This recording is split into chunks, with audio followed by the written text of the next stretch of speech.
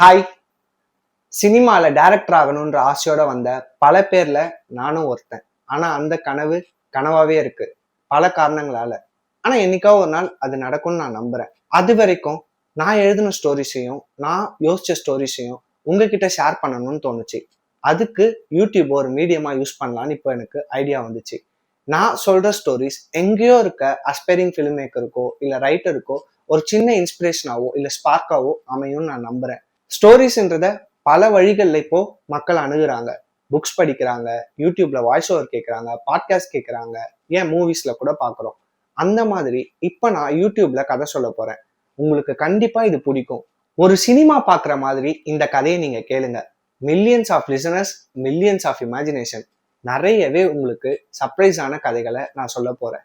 இன்னைக்கு கதையும் அப்படி ஒரு இன்ட்ரெஸ்டிங்கான புது அனுபவத்தை உங்களுக்கு கொடுக்கும்னு நான் ரொம்பவே நம்புறேன். No director's cut, no censorship, completely uncensored version. இது கான்ட்ரவர்ஷியலா கூட இருக்கலாம். கதையா மட்டும் பாருங்க. கதைக்கும் கலைக்கும் கலைஞனுக்கும் என்னைக்குமே அணை கட்டக்கூடாது. And it's a story time. Welcome to cosmic குருவி. பறவையா பறக்கலாம்.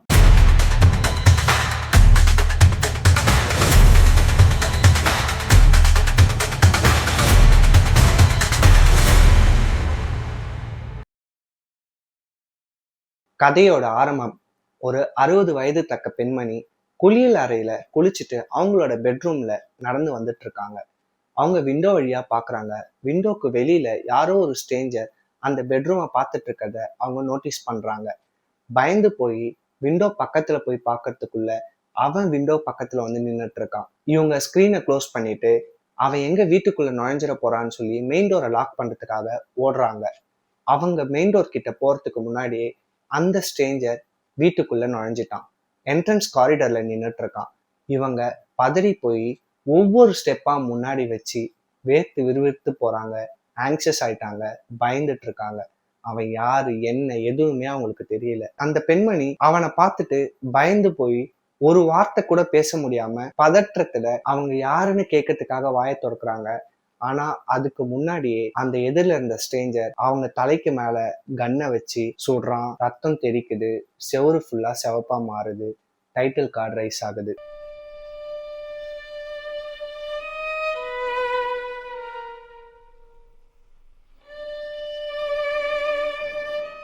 கட் பண்ணா ஏர்போர்ட்ல ஹீரோ. நம்ம ஹீரோ பேரு கமல் வர்மா. 60 வயசு இருக்கும், பார்வையற்றவர். பொறுமையா நடந்து வராரு ஏர்போர்ட் வெளியில. அவர் கூட அவரோட அசிஸ்டன்ஸ் இருக்காங்க. அவருக்கு பார்வைதான் இல்லையே தவிர அவரோட முகத்துல எக்கச்சக்கமான சோகம் தெரியுது. அதையும் தாண்டி அவரோட அசிஸ்டன்ஸ் கூட அவரு கார்ல ஏறுறாரு. அசிஸ்டன்ஸ் அவரை கூட்டிட்டு மர்டர் ஹவுஸ்க்கு வராங்க. மர்டர் ஹவுஸ்ல ஃபோரன்சிக் பீப்புள், போலீஸ் இன்வெஸ்டிகேஷன் சொல்லி ஒரே பரபரப்பா இருக்கு. நம்ம ஹீரோ அந்த வீட்டுக்கு முன்னாடி இருக்க ஒரு லான்ல ஒரு ஸ்டோன் பெஞ்ச்ல உட்காந்துட்டு இருக்காரு, கையில வாக்கிங் ஸ்டிக் வச்சுட்டு. அவரோட முகத்துல நிறைய யோசனைகள், இனம் புரியாத சோகமும் கலந்து இருக்கு. அவரோட நினைவுகள் பல காலத்துக்கு முன்னாடி டிராவல் ஆகிட்டு இருக்குன்றது கிளியரா தெரியுது அவரை பார்க்கும் போதே. அப்பதான் அவரோட அசிஸ்டன்ஸ் அவர்கிட்ட வந்து, சார் இன்டர்வியூக்கு டைம் ஆச்சு, ஹோட்டலுக்கு போலாமான்னு கேக்குறாங்க. தலைய மட்டும் அசைச்சிட்டு அங்க இருந்து கிளம்புறாங்க. கமல் வர்மா ரூம்ல இருக்காரு. இன்டர்வியூஸ் வராங்க. நாங்க இந்த மீடியால இருந்து வரோம்னு சொல்லி இன்ட்ரடியூஸும் பண்ணிக்கிறாங்க. கமல் வர்மா அவரோட அசிஸ்டன்ஸ் கிட்ட நீங்க வெளியே வெயிட் பண்ணுங்கன்னு சொல்லி அவரு தனியா இன்டர்வியூ கொடுக்குறேன்னு ரெடி ஆகுறாரு. அந்த இன்டர்வியூ ஸ்டார்ட்ஸ். இன்டர்வியூவர் எப்படி சார் இருக்கு இந்தியாவுக்கு இத்தனை வருஷம் கழிச்சு வர்றதுன்னு கேஷுவலா இன்டர்வியூவை ஸ்டார்ட் பண்றாங்க. கமல் வர்மா சிரிச்சுக்கிட்டே ஒரு தாய் பசுவை பார்த்த மாதிரி கண்ணுக்குட்டி எப்படி ஓடுமோ அப்படி இருக்கு எனக்கு இந்தியா வர்றது அப்படின்னு சொல்றாரு. உங்க ஆருயிர் காதலி இப்போ இல்லையேன்னு சொல்லி வருத்தப்படுறீங்களான்னு இன்டர்வியூ கேட்கிறாரு. எல்லாத்தையுமே நான் எதிர்பார்த்து வாழ்றவன், எனக்கு இதுவும் ஒரு கடந்து போற விஷயமா தான் இருக்கு. ஆனா வருத்தம்ன்றது காதலி இல்லையேங்கிறதுல இல்ல, காதல் இல்லையேன்றதுலதான் இப்ப இருக்கு அப்படின்னு சொல்றாரு. அந்த இன்டர்வியூவர் நெக்ஸ்ட் கொஸ்டினுக்கு ரெடி ஆகுறாரு. கமல் வர்மா இரும்புறாரு. இரும்பிட்டு கேளுங்கன்னு சொல்லி கை அசைக்கிறாரு. இன்டர்வியூவர் நீங்க ஓவியர் ஆகணும்னு எப்ப முடிவு எடுத்தீங்க அப்படின்னு கேக்குறாரு. கமல் வர்மா கண்ணை மூடிட்டு ஆழ்ந்த யோசனைக்கு போறாரு. Flashback 1970s. என்னோட ஃப்ரெண்டும் நானும் ஸ்கூலிங் முடிச்சதுக்கு அப்புறம் என்ன பண்றதுன்னு தெரியாம சுத்திட்டு இருந்தோம். எனக்கு டிராயிங்ல செம இன்ட்ரெஸ்ட் இருந்துச்சு. நான் ஒரு கலைக்கல்லூரியில ஓவியத்தை கத்துக்கணும்னு ஆசைப்பட்டேன். கலைக்கல்லூரியில ஜாயின் பண்ணேன். கலைக்கல்லூரியில நிறைய விதமான ஓவியங்களை கத்து கொடுத்தாங்க. எனக்கு ஃபிகரேட்டிவ் ஆர்ட், அதாவது நியூட் பெயிண்டிங். நியூட் பெயிண்டிங்னா ஒருத்தவங்களை ஆடை இல்லாம வரைகிறது. அதுல இன்ட்ரெஸ்ட் அதிகமா இருந்துச்சு. கலையா மட்டும் பாக்குறேன்னா எனக்கு அது காமமா தெரியவும் இல்லை. அப்போ நான் அது மேல ரொம்ப இன்ட்ரெஸ்டா இருந்ததுனால ரொம்பவே ஈஸியா தேர்ச்சி பெற்றேன். காலேஜ் முடிச்சு வெளியே வந்த உடனே எனக்கு வேலையும் கிடைக்கல, எதுவுமே கிடைக்கல. அப்போ பத்திரிக்கையில வேலை செஞ்சிருந்த ஒரு நண்பர் எனக்கு காமசூத்ராவோட நியூ எடிஷன் புது பதிப்புக்கு என்ன ஓவியங்கள் வரைஞ்சு தர கேட்டாரு.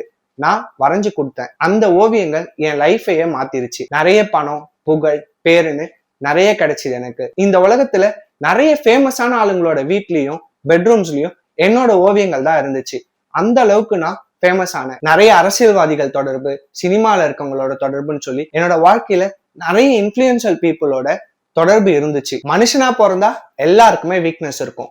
எனக்கும் இருந்தது. என்னோட வீக்னஸ் லேடிஸ். நான் நியூடா வரைகிற பெண்கள் கூட பிசிக்கல் ரிலேஷன்ஷிப்லயும் இருந்திருக்கேன். அப்படி நான் ஒரு முறை வரைஞ்ச ஒரு பெண்ணை 2வது வாட்டி மாடலிங்க்கு கூப்பிட மாட்டேன், வரையவும் மாட்டேன். அதே மாதிரி ஒரு பெண் கூட ஒரு வாட்டி இருந்துட்டுனா 2வது வாட்டி அந்த பெண் கூட திரும்பவும் இருக்க மாட்டேன், திரும்பவும் அவங்கள வரைய மாட்டேன். இது எனக்கு ஒரு பழக்கமாவே இருந்துச்சு. நிறைய பேர் புகழ்னு வந்ததுனால கண்ணுக்கு தெரியாத அளவுக்கு குடிபோதைக்கும் நான் அடிமையானேன். ஆனா எனக்கு எல்லாத்தையுமே ஒரு அளவுக்கு மாத்திர மாதிரி ஒரு பெண் என் வாழ்க்கையில வந்தா. அவதான் நதியா. அவ ஃபர்ஸ்ட் வரும்போது எனக்கு ஒரு மாடலிங்கா தான் வந்தா. ஒரு பெயிண்டிங் வரைஞ்சேன். ஆனா அவ கூட அன்னைக்கு எனக்கு பிசிக்கல் ரிலேஷன்ஷிப்ல இருக்கணும்னு தோணவே இல்லை. அப்புறம் 2வது வாட்டி அவளை கூப்பிட்டேன், வரைஞ்சேன். ஃபர்ஸ்ட் டைம் என்னோட லைஃப்லயே ஒரே பெண்ணை 2வது வாட்டி வரைஞ்சிருக்கேன். 3வது வாட்டி கூப்பிட்டேன், வரைஞ்சேன். எனக்கும் அவளுக்கும் நடுவுல ஒரு நல்ல காதல் உருவாச்சு. அவளுக்கும் என்ன பிடிச்சிருந்தது. நாங்க 2 பேருமே ஒரே வீட்டுல வாழ்க்கைய ஆரம்பிச்சோம். வாழ்க்கையே நல்லாவே போயிட்டு இருந்தது. கொஞ்ச நாளைக்கு நான் வேற ஓவியங்கள்ல கான்சென்ட்ரேட்டே பண்ணாம இருந்தேன். நிறைய விஷயங்கள்ல காதல் என்னோட கண்ணை மறைச்சிடுச்சுன்னு நான் நம்ப ஆரம்பிச்சேன். சோ நான் ஒரு மாஸ்டர் பீஸை வரையணும்னு எனக்குள்ள ஆசை வந்துச்சு. என்னோட காதல், என்னோட ஓவியங்களோ, என்னோட பேஷனுக்கோ அது தடையா இருக்க கூடாதுன்னு எனக்கு தோண ஆரம்பிச்சுது. அப்பதான் சரியான நேரம் பார்த்து மும்பைல ஒரு ஆர்ட் எக்ஸிபிஷன் நடத்தணும்னு சொல்லி ஒரு கூட்டம் என்கிட்ட வந்து இந்த மாதிரி நீங்க ஒரு நல்ல ஓவியத்தை வரைஞ்சு கொடுக்கணும்னு கேட்டாங்க. அப்ப எனக்கு நான் வரைய போற ஓவியம் மாஸ்டர் பீஸா இருக்கணும், நான் வரைஞ்சதுலயே த பெஸ்டா இருக்கணும்னு எனக்கு ஒரு ஆசை வந்துச்சு. நான் அதுக்கு நிறைய பேரை மாடலிங் பார்த்தேன். எனக்கு யாரு கூடயுமே சாட்டிஸ்பாக்சன் வரல. ஏகப்பட்ட ஓவியங்கள் வரைஞ்சு பார்த்தேன், எனக்கு சாட்டிஸ்பாக்சன் வரல. அண்ட் ஆர்ட் எக்ஸிபிஷனுக்கான டைமும் நெருங்கிட்டே இருந்தது. எனக்கு டிப்ரெஷனுக்குள்ள போக ஆரம்பிச்சேன். எல்லாத்தையும் தூக்கி போட்டு உடைக்க ஆரம்பிச்சேன். என்னோட காதலி கூட ஏகப்பட்ட சண்டை போட ஆரம்பிச்சேன். அவளை திடீர்னு ஒரு நாள் பார்த்தேன், நதியா என் காதலி. அப்ப எனக்கு தோணுனது இன்னமும் எனக்கு மனசுலயே நிக்குது. அது ஒரு டிவைன் ஃபீலிங். அந்த டிவைன் ஃபீலிங் எனக்கு வராம இருந்திருக்கலான்னு இப்ப நான் ரெக்ரெட் பண்றேன். அந்த டிவைன் ஃபீலிங்னால தான் இவ்வளவு பிரச்சனையுமே. அவளை திரும்பவும் கூப்பிட்டேன், வரைஞ்சேன். அந்த ஓவியத்தை பார்த்து நதியா பதறி போனா, பயந்து போனா. அவளோட பயமும் நியாயமானதுதான். இப்படிலாம் நடக்கும்னு அப்பவே எனக்கு தெரிஞ்சிருந்தா அந்த ஓவியத்தை நான் வரைஞ்சிருக்கவே மாட்டேன். லைஃப் ஃபுல்லா ரெக்ரெட் பண்ற மாதிரி ஒரு ஓவியத்தை நான் அன்னைக்கு வரைஞ்சேன்னு ஃபீல் பண்ணேன். அப்படியே ஆர்ட் எக்ஸிபிஷன் வந்தது. அந்த ஓவியத்தை கொண்டு போய் அந்த ஆர்ட் எக்ஸிபிஷன்ல வச்சாங்க. என்னோட ஓவியத்துக்காக அந்த ஆடிட்டோரியத்துல கூடியிருந்த எல்லாருமே காத்துட்டு இருந்தாங்க. டைம் வந்தது. அந்த ஓவியத்தை திறந்தும் வச்சாங்க.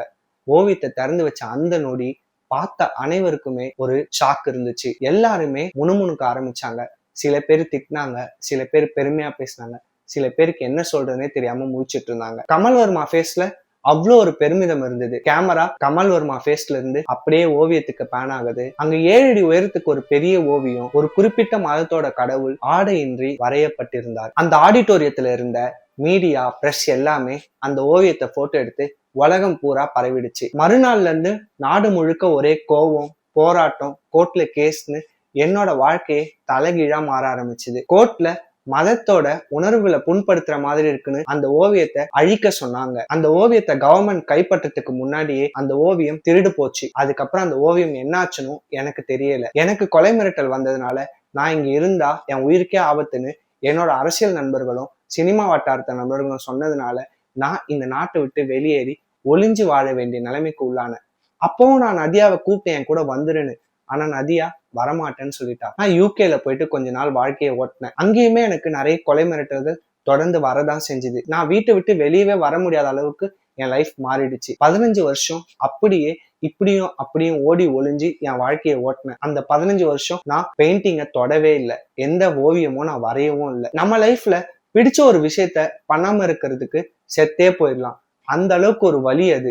அந்த வலிய எனக்கு அந்த 15 வருஷம் கொடுத்துச்சு. அப்படி இருக்கும்போது தான் யூகேல இருக்க ஒரு ஆர்ட் எக்ஸிபிஷன்ல என்ன சீஃப் கெஸ்டா வர சொன்னாங்க. நானும் ஆசையா கிளம்பி போனேன். ஆனா 15 வருஷத்துக்கு முன்னாடி நடந்த விஷயம் இப்பவும் என்னை துரத்தும்னு எனக்கு தெரியாம அங்க போனது தப்புன்னு தோணுச்சு. அந்த ஆர்ட் எக்ஸிபிஷன்ல பாம் பிளாஸ்ட் பண்ணாங்க.